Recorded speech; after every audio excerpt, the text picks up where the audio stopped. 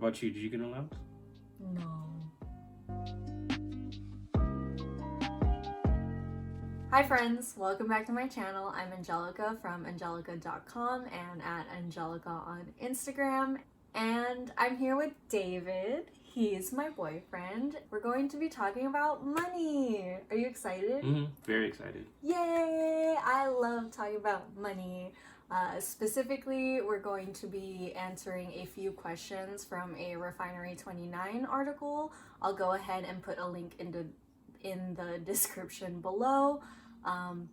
But we're also going to be answering a few questions that we came up with ourselves too. Before we begin, go ahead and subscribe, like this video, and yeah, I hope you're excited because we're excited. And money is an important thing to talk about, especially if you are in a partnership. But if you're not in a partnership, it's also a good thing to talk about with your family and your friends. I know that money can be a little bit awkward to talk about, but it is important. So let's have fun talking about money. All right, the first question. What's your first money memory? Chinese New Year money in the little red envelopes. That LAKEY money. What about you? What's your first money memory? Wrapping coins into the coin wrappers, and like counting and separating them, of course. But yeah, there's a coin shortage right now, guys. I don't know if you know that. Side note. All right, back to what we were talking about. Did your parents talk about money with you? No. No? No. What about you? Yeah. My mom taught me how to like separate her receipts into categories and like tally them up. So I was like learning how to budget even when I was young. So yeah, my mom talked about money with me. I mean, I guess not like paying bills and stuff, but like at least like how to balance a checkbook. So yeah. Did you get an allowance as a kid? What did you buy or do with it? I did, starting in like middle school. It was mostly to buy school lunches or snacks. Yeah, that's what I did with my allowance. What about you? Did you get an allowance? No. And it wasn't because I was a bad kid or anything. It was just my mom didn't have a lot of extra money. She was a single parent, so we didn't really get like a standard allowance, but we did whenever we went grocery shopping or to the laundromat to do laundry, she would give us like extra change, me and my brother. So I guess that was kind of an allowance. Next question. What drives your financial decisions? Car parts. Car parts? Yeah, stuff for my cars, for my bikes. What you need for your car or what you want, like upgrading? Can I say 50-50? Yeah. Then 50-50. It's what drives your financial decisions. Okay, yeah. Yeah, 50-50. Both the need and want. What about you? Do I really need it? Have I been wanting it for a long time? And is it in my budget? Like, and when I say, is it in my budget, like, do I have extra cushion to spend? Yeah. But mostly, is it something that I need? And have I been wanting it for a really long time? All right. What's one money habit you admire about me? You're such a penny pincher. You're good at saving money, and I wish. So that's good. Yeah, I mean, like, you're good at saving money, whereas I'm a little bit more impulsive. So it's a nice little balance. Yes, I do balance Thanks. you out when it comes to like impulse purchases.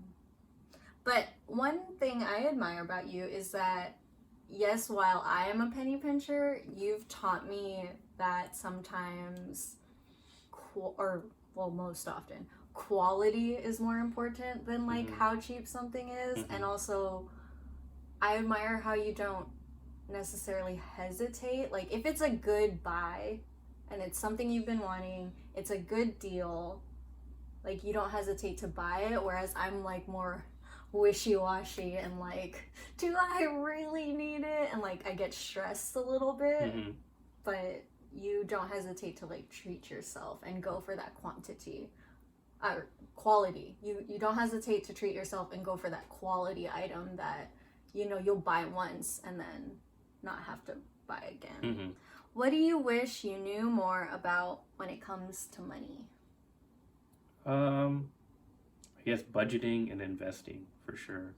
But I can help you with budgeting. Yeah, I was about to say you got me covered on budgeting, and then you know, we're starting to invest, so it's kind of a learning process. Yeah, I will say that's the same thing. Is that I know how to save, I know how to budget, but I don't really quite know how to invest. And like I said in my getting to know me video, I want to invest more, and so we're actually starting to invest together, and I wish we knew more about it. Yeah. All right, what are you comfortable telling me about your money, and do you have any debts that are important to know? I mean, you pretty much know everything that involves my money, and debts included, which I don't have any, thankfully. But you don't have any secret accounts or anything? Not that I'm aware of. So if I have some secret accounts with money in there, that'd be nice to know. But yeah. Yeah. What about you? I mean, I'm comfortable telling you everything about my money. I'm very open about like when I budget, when I do my financial check-ins. So yeah, I don't have any debts either. Like, you know that you've seen me pay off my student loan debt. And like I've talked about it with you because talking out loud helps me kind of process like, okay, these decisions that I need to make in terms of like, should I save or should I pay off my debt or should I invest?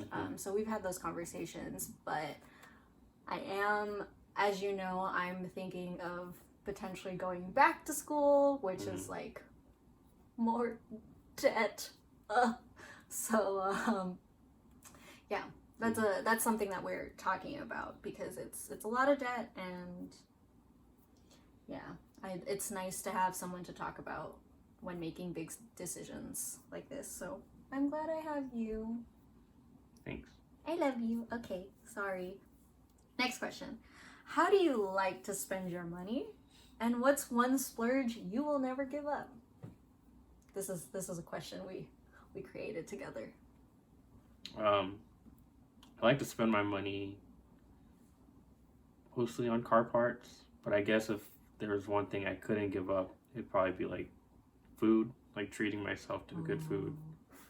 I can live without car parts, but I need food to live. Yeah, and you're a good eater. So I'm a picky eater, but this question's hard for me because I like to spend my money on dessert, boba, stationery. I have a really bad stationery habit.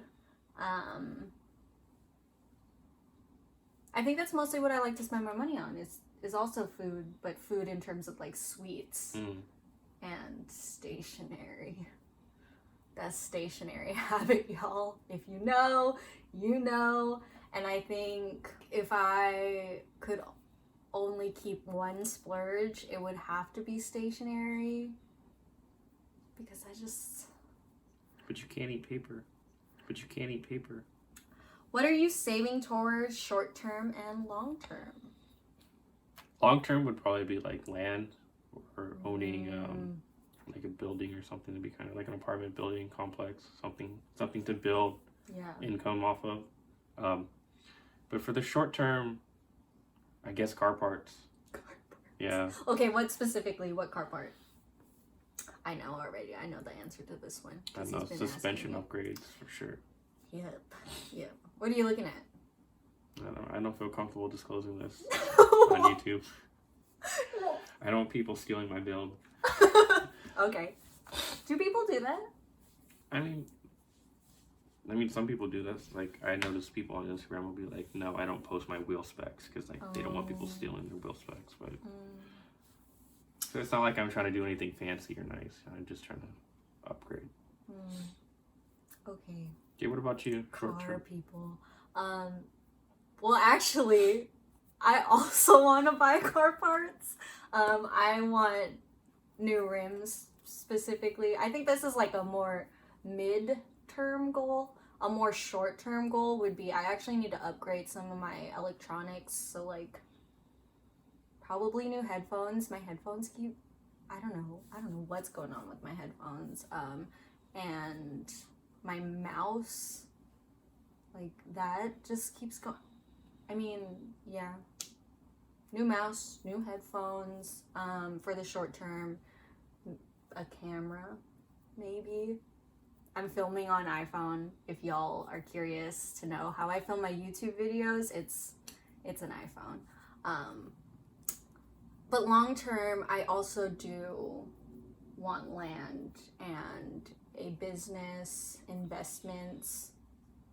Yeah. That'd be nice. Next question. Okay. What would you rather invest in? Property, stocks, or bonds, or experiences? I mean, if you have the money for experiences, I think experience is the way to go because it changes you when you experience new things. You know, you get outside your comfort zone. You know, you'll come back with an expanded mindset as compared to before. So I feel like if you invest in experience, those experience will transfer over into your abilities to invest in like stocks or stuff like that. Because you get like a wider world view and like also your financial advisor was like invest in things that you know. But I think if you also do experiences, then you're like, man, I want to do this again, but I need to have money for this. And it gives you more motivation. Yeah, so it's kind of a driving factor. Yeah, I would say the same thing. I think traveling with you internationally for the first time to Japan and then going, for me, I went back to the Philippines, and that was such a great experience. Like I learned so much, and I got like, I mean, not to sound cliche or anything, but like those moments that you spend with your family are like priceless. So yeah, I would say the same thing. Experiences. All right. Would you rather rent or own? I think I'd rather own. I know it's a much harder goal to achieve to own something than it is to just rent, especially for housing. But I think in the long run, you end up paying more renting, especially since you're actually paying somebody else, rather than if you were paying to own it. Because then once you do pay it off, it's yours. Yeah. Yeah, I would say the same thing because like you also don't have as much freedom when you rent. Like there's restrictions and rules. You gotta worry about that security deposit. So yeah, I would rather own. It definitely is a lot harder to achieve, but it's nice to have that freedom to like. I think in the long term though, it would just be better to own. Yeah. Even though it is kind of a difficult goal to reach, but if you're willing to work for it, then I think that's the better option of the two. If you're willing to work for it, y'all. All right. Who would handle the bills and the expenses? You would. Simple question. Yes. Okay. This is actually the last question. Are you comfortable putting our money together?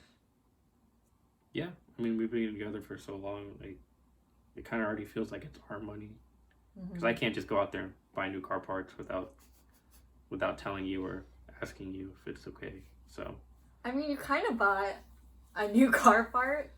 It was but like you said in the questions before. Yeah. It was a good deal, and I treated myself.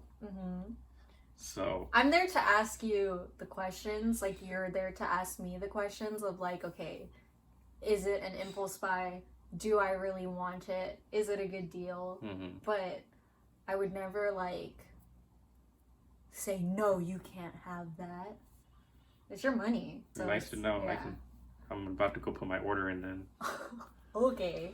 But it's the same thing with me. Like, you do the same things of like, is it worth it?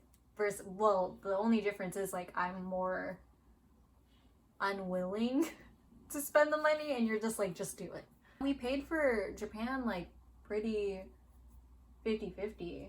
I mean, I was working, so I spent a little bit more in terms of like where we stayed, because I really wanted to stay at a ryokan, and you wanted a private food bath. Oh, okay. I was gonna say you wanted a private bath, so I was like, all right, well, we're gonna stay, we might as well splurge. So. Yeah. We only stayed like what, one night? I mean, it was not that bad. But people, it was really nice. But people don't spend like a week at a ryokan though. Like, I kind of wish we stayed like one more night, but we were there for such a limited time that we were trying to experience everything that we could. And we did our trip like weird. We went to Tokyo, and then we went to Kyoto, and then we went back to Tokyo instead of just like flying into Osaka and then going to Tokyo and then flying out of Narita and Haneda. So, but yeah, it was a great experience. Do you like talking about money? Yeah. Yeah, just a little nervous on camera though. That's all. Oh, it's okay. Thanks for being a good sport. You're welcome.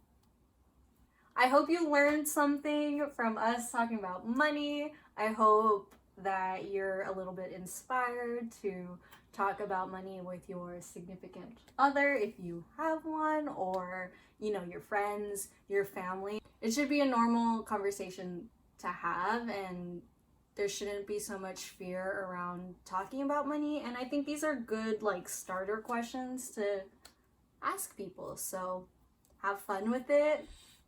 Subscribe wherever. Like this video, and let us know in the comments below what's one splurge item you will never give up. All right, thanks for watching. We'll see you next time. Bye, friends.